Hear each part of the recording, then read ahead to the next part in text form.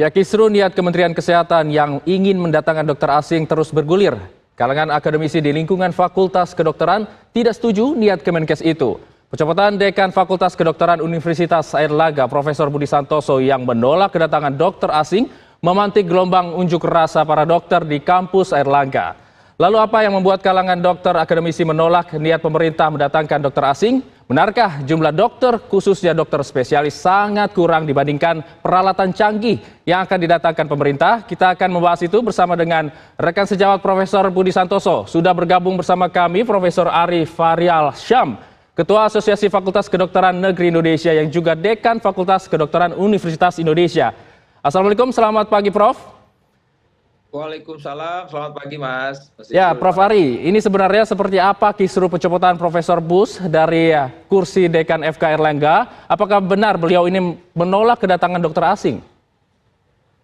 Ya, ini yang kita mesti klarifikasi ya, karena Profesor Bus sebagai ketua dari Asosiasi Institusi Pendidikan Kedokteran Indonesia ya, sebagai ketua dekan-dekan Fakultas Kedokteran Negeri seluruh Indonesia itu kita itu ya sudah dilibatkan memang dari awal untuk dalam proses penyusunan RUU Kesehatan 17/2023 sampai undang-undang itu terbit.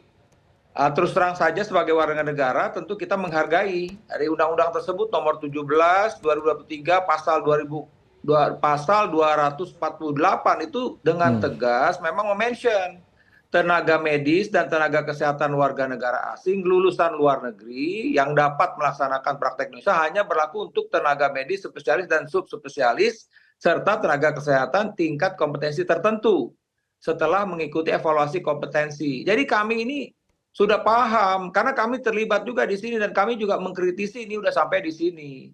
Nah, yang jadi masalah adalah kan ini kan Undang-Undang Kesehatan 17/2023 ini RPP-nya belum ada. Jadi wajar Profesor Bus mengingatkan mengenai hal ini gitu ya. Kemudian juga sebenarnya ya terus terang saja keberadaan dokter asing di seputar kita itu udah lazim dan sudah lama dalam rangka transfer of knowledge. Kita bisa lihat deh di beberapa rumah sakit besar, khususnya teaching hospital itu mereka masuk ke kamar operasi ya, ikut juga memberi komentar terhadap kasus-kasus yang kita diskusikan gitu ya, karena kita tahu lah ya bahwa kita pun para dokter-dokter Indonesia ini pun juga mesti update tentang keilmuan dan mereka datang dari berbagai macam negara misalnya seperti itu. Jadi ini suatu hal yang lazim. Nah, oleh karena itu menurut saya ini yang artinya ketika ada pernyataan dari seorang dekan dan kebetulan juga ketua asosiasi mesti dilihat dulu apa ini, bukan langsung dibilang oh ini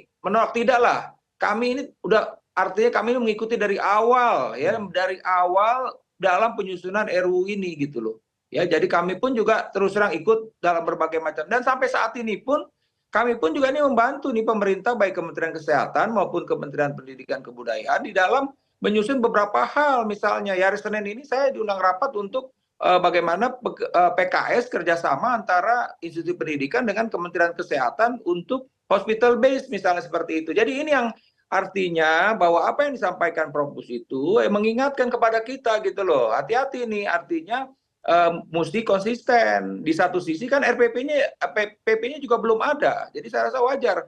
Ini nanti ketika PP-nya ada kita lihat lagi gitu loh. Jadi ini kan fungsi kita adalah agar penerapan dari Undang-Undang 17/2023 ini sesuai gitu ya. Semua tahapan-tahapan baik itu PP-nya maupun peraturannya harus sesuai.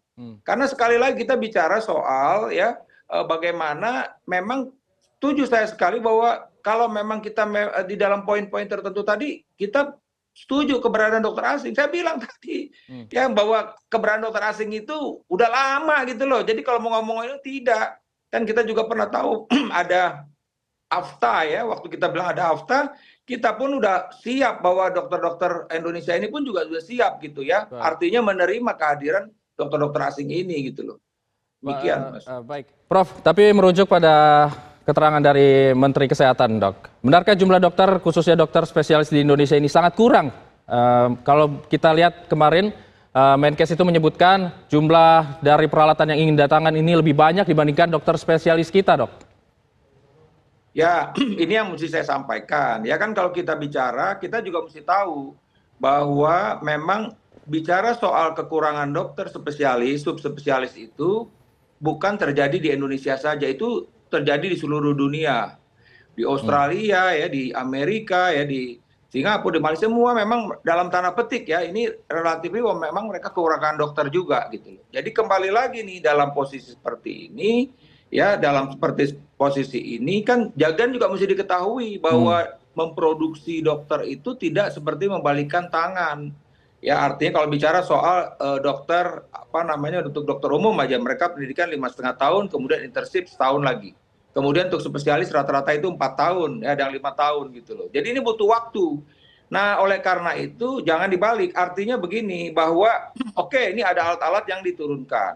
Dan kita bicara soal alat-alat itu kita pun juga mesti memahami gitu. Artinya apa di lapangan bicara soal kesiapan dari rumah sakit daerah untuk menerima alat tersebut.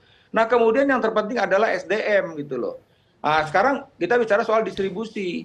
Nah, saya melihat beberapa Pemda karena kebetulan saya punya riset ya Helicobacter pylori itu kita melakukan endoskopi dari Aceh sampai dengan Papua ya dan saat ini pun kami masih bekerja sama dengan RSUD Atambua. Saya melihat di situ Atambua perbatasan dengan Timur Timur, di situ ada CT scan, ada alat endoskopi dan Hmm. cukup lengkap dan ini tadi yang penting kepala daerahnya pun juga menyiapkan tenaga kesehatan. Dokter penyakit dalamnya ada 4. Ini di perbatasan loh ya, daerah terluar.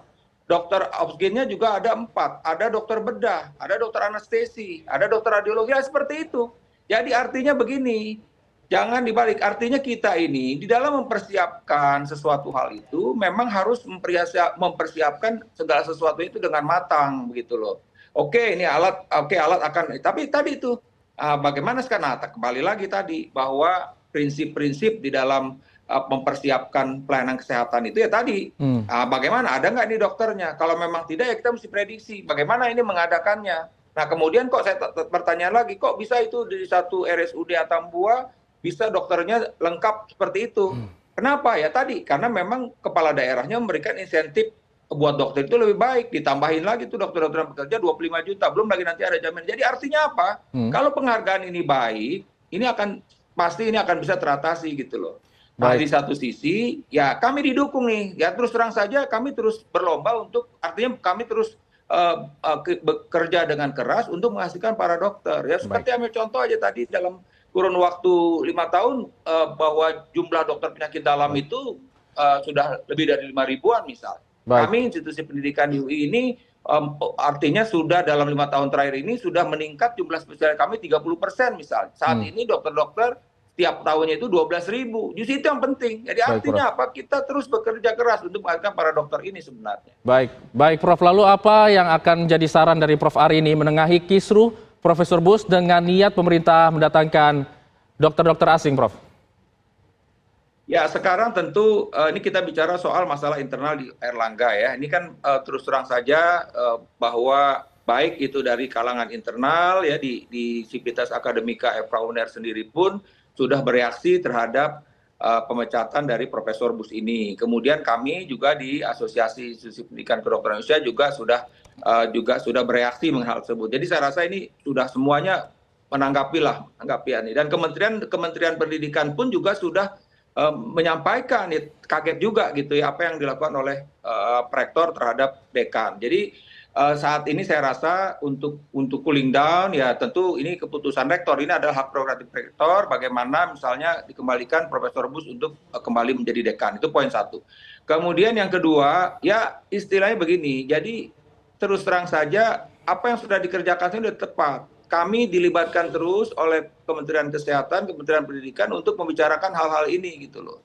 Tapi itu tadi apa namanya ya bagaimana ini artinya di dalam tadi penyusunan baik itu RPP-nya, kemudian nanti peraturan menterinya mengenai keberadaan dokter asing ini. Karena kami ini kan juga bukan saja di tingkat nasional kami secara aktif untuk bertemu Baik, berdiskusi ini nanti di akhir Juli ini para dekan juga akan berkumpul di Pontianak baik. misalnya di tingkat regional pun kami punya medianya, di tingkat internasional pun punya medianya. Itu terus kami komunikasikan bagaimana masing-masing negara itu pun juga untuk meningkatkan jumlah spesialis. Dan kita saling bantu ini, artinya secara regional kita saling bantu untuk masalah tersebut. Baik, terima kasih banyak Profesor Dr. Arief Aryaelsyam atas waktunya dan juga informasinya pada pagi hari ini. Selamat pagi Pak.